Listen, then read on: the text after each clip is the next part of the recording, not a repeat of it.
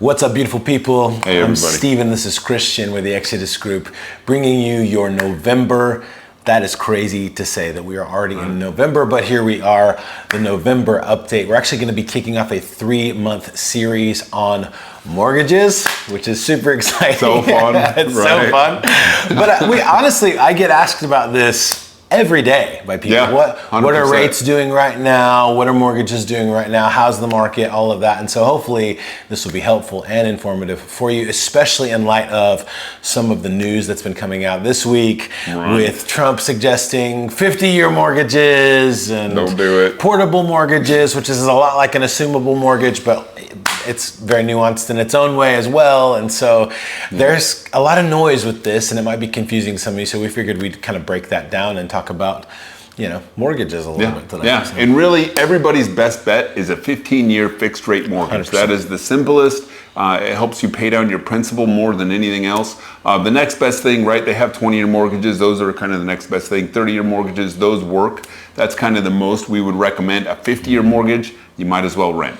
50-year mortgage, it's an interest-only loan pretty much for the first decade. Yeah. And most people buy and sell homes, move every 5 to 7 years.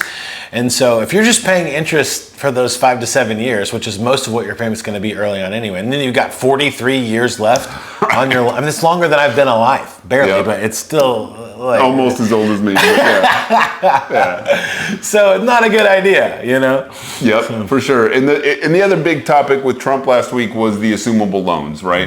They call them something different, but portable loans. They're essentially assumable. Essentially, it's an assumable, but with your own loan. So you can kind of take your mortgage and the interest rate that you have on your mortgage and move it to the next property, but you can only move a certain amount of it, and it's really confusing, and you end up having to get a second loan or bring a boatload of cash to the table, and it's just kind of a headache. So. Yep. And right now, interest rates are just over 6%, right? So it's below the historic average. And really, if you're sitting on like a $200,000 or a $300,000 loan, that interest rate difference isn't going to make a huge difference divided up over 12 months. Yeah. And so the biggest thing for me is like if you've got a large mortgage and you're down in the 2, 3, 4% range, a lot of times you can save a little bit of money, but it's not worth it most of the time. And it's the hassle of jumping through all the hoops to get there is most of the time it's not worth it. Yeah, and we find that a lot, even just with assumable VAs and assumable FHA.